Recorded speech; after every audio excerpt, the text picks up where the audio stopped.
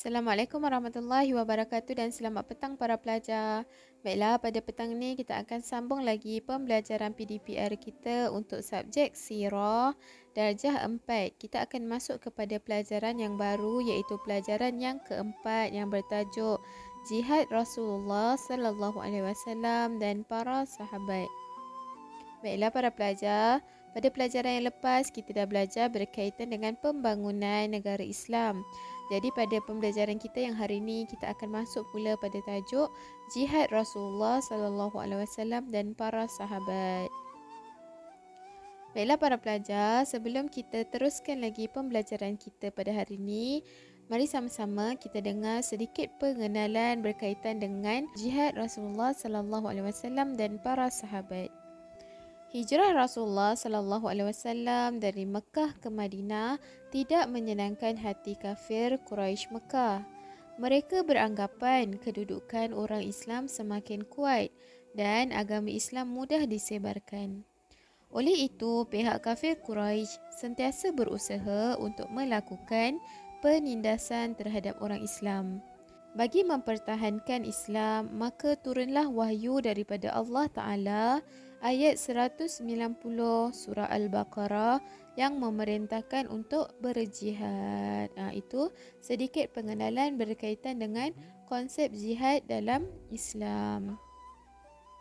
Baiklah para pelajar, seperti biasa, mari sama-sama kita lihat pengertian jihad. Apakah yang dimaksudkan dengan jihad? Jihad pada bahasa ialah berusaha gigih untuk mencapai sesuatu matlamat. Manakala pada segi istilah pula ialah berusaha gigih menentang orang kafir yang memerangi Islam dan meletakkan Islam di tempat tertinggi. Itu adalah pengertian jihad dari segi bahasa dan istilah. Baiklah, seterusnya kita pergi kepada 4.2. Sebab-sebab Islam membenarkan peperangan adalah untuk mempertahankan akidah. Yang kedua, mempertahankan diri, nyawa dan harta. Islam membenarkan peperangan juga adalah untuk mempertahankan kedaulatan negara. Seterusnya, bagi mempertahankan kalimah Allah ataupun mempertahankan agama Islam. Jadi ini adalah merupakan antara sebab-sebab Islam membenarkan perperangan.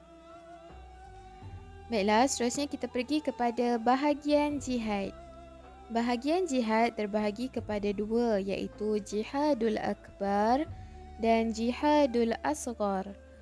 Jihadul Akbar bermaksud jihad besar, manakala Jihadul Asghar bermaksud jihad kecil. Okey, kita pergi kepada maksud jihad besar. Berjuang melawan hawa nafsu, dan jika berjaya, mereka pasti akan berjaya di dunia dan akhirat. Maksud dia dekat sini, jihad besar adalah berjuang untuk melawan hawa nafsu yang ada di dalam diri kita sendiri. Orang yang berjaya melawan hawa nafsu dia, hidup mereka pasti akan berjaya di dunia dan di akhirat. Sebagai contoh, ibadah solat sukar dilaksanakan oleh sebahagian umat Islam kerana ianya memerlukan kesungguhan, keikhlasan dan kesabaran yang tinggi untuk mendapat khusyuk dalam solat. Jadi, jika kita berjaya melawan hawa nafsu kita, pasti kita akan mendapat khusyuk dalam solat. Itu akan menyebabkan hidup kita berjaya di dunia dan di akhirat.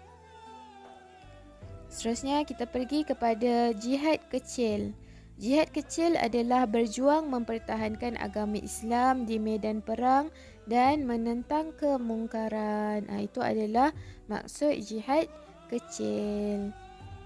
Baiklah, seterusnya yang terakhir pada hari ini kita pergi kepada 4.4 iaitu jihad dalam Islam.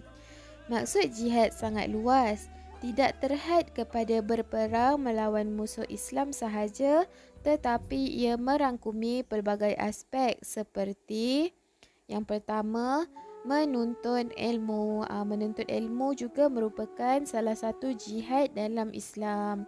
Seterusnya yang kedua, mencari rezeki.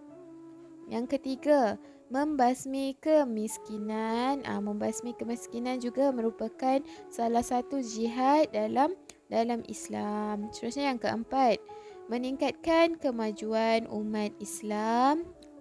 Dan seterusnya yang terakhir, yang kelima, memartabatkan agama Islam. Jadi, jihad tidak hanya berperang melawan musuh Islam sahaja, tetapi merangkumi pelbagai aspek-aspek ni seperti menuntut ilmu, mencari rezeki, membasmi kemiskinan, meningkatkan kemajuan umat Islam dan memartabatkan agama Islam. Ini juga adalah merupakan jihad dalam Islam. Okey, jadi setakat tu saja pembelajaran kita pada hari ini berkaitan dengan tajuk jihad.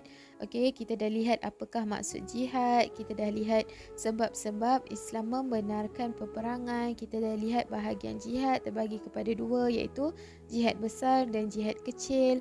Kita juga dah lihat jihad dalam Islam. InsyaAllah pada hari yang akan datang kita sambung lagi berkaitan dengan tajuk jihad Rasulullah dan para sahabat. Kita akan sambung lagi pada hari dan masa yang akan datang. Terima kasih semua. Assalamualaikum warahmatullahi wabarakatuh.